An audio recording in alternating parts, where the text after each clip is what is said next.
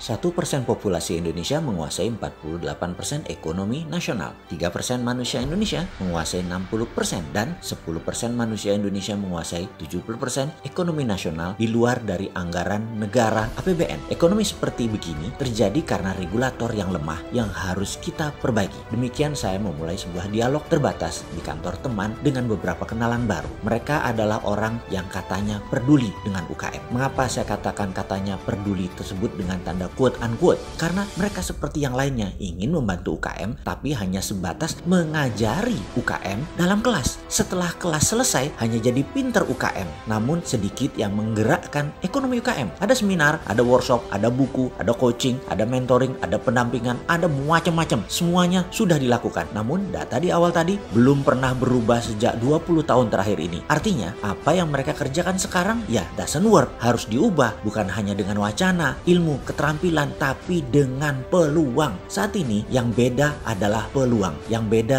yang tidak adil adalah kesempatan. Coba deh, apa syarat pinjaman bank? Ada jaminan. Apakah semua pengusaha punya jaminan? Apakah UKM punya jaminan? Pertanyaan berikutnya, apakah syarat IPO di bursa saham? Omsetnya harus di atas 50 miliar setahun atau kapitalisasinya harus besar. UKM bisakah melantai di bursa IDX? Pakai fintech?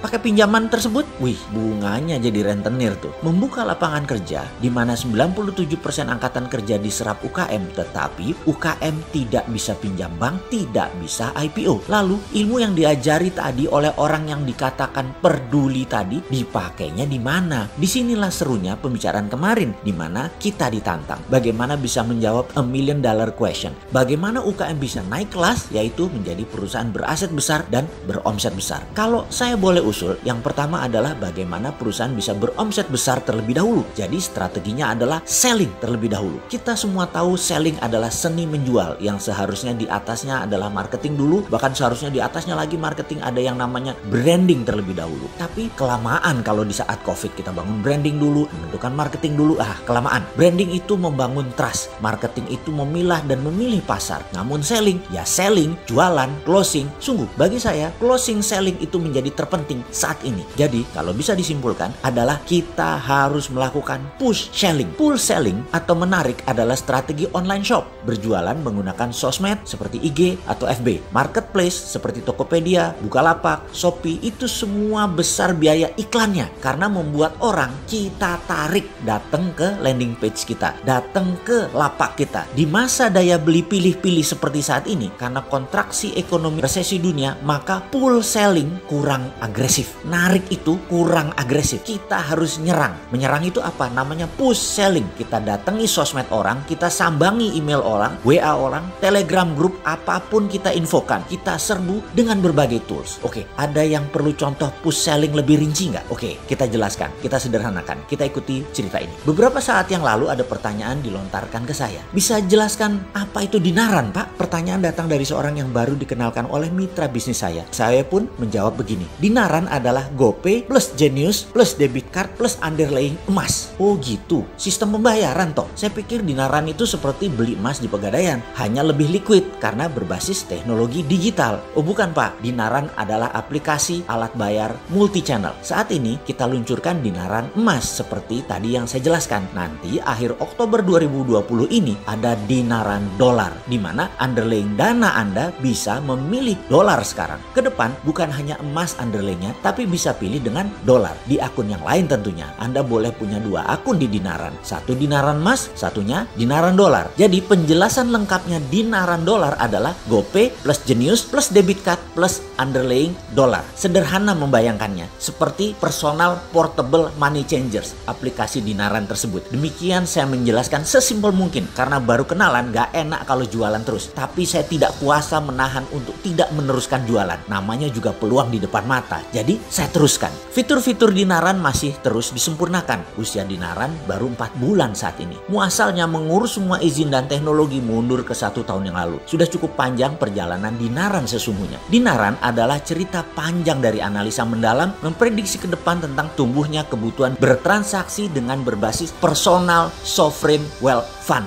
yaitu uang pribadi masing-masing setiap individu punya underlayingnya. Di sisi lain, aplikasinya harus memiliki semua sarana untuk uang keluar dan uang masuk. Wallet, e-money, debit, dan berbagai multi-channel harus bisa menjadi sarana bayar atau sarana transaksi. Dinaran saat ini belum berani klaim diri sebagai the first digital banking 5.0, yaitu banking from non-bank. Belum, Dinaran masih bayi, baru 150.000 member dan nasabah yang terdaftar 4 bulan ini. Masih banyak fitur-fitur yang belum selesai dan terus disempurnakan. Kami optimis dalam beberapa tahun ke depan, Dinaran akan diperhitungkan di kancah internasional. Semua ini sangat bergantung kepada Anda sahabat semua yang percaya dengan kekuatan nasional yang bisa menjadikan Indonesia pemain kelas dunia. Sahabat, terima kasih atas kepercayaan dan dukungan terhadap Dinaran. Bagi sahabat yang ingin bergabung dan mendaftar, bisa download aplikasi di App Store atau transaksi langsung di web dinaran.id. Demikian contoh sederhana push selling. Semoga bermanfaat.